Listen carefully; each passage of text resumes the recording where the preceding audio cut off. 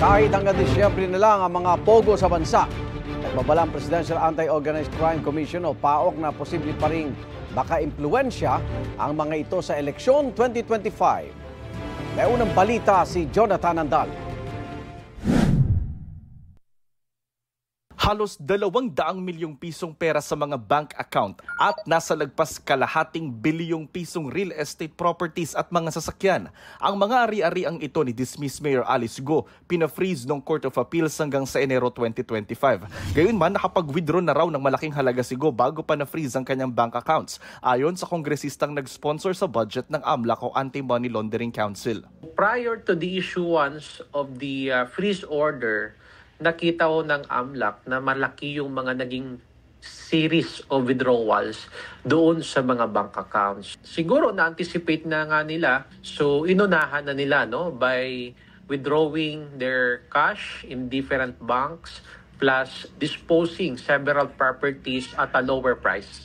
Sabi ng COMELEC, tatanggapin nila ang paghahain ng kandidatura ni Go, pero papayagan pa rin nga ba siyang tumakbo, lalo't ang parusa sa kanya ng ombudsman habang buhay na siyang bawal maglingkod muli sa gobyerno. Kapag ang isang tao ay perpetually disqualified to hold public office dahil may desisyon ang Office of the Ombudsman, siya po ay aming ika-cancel ang candidacy. Kahit pa yung taong yan ay nakaapila sa Court of Appeals.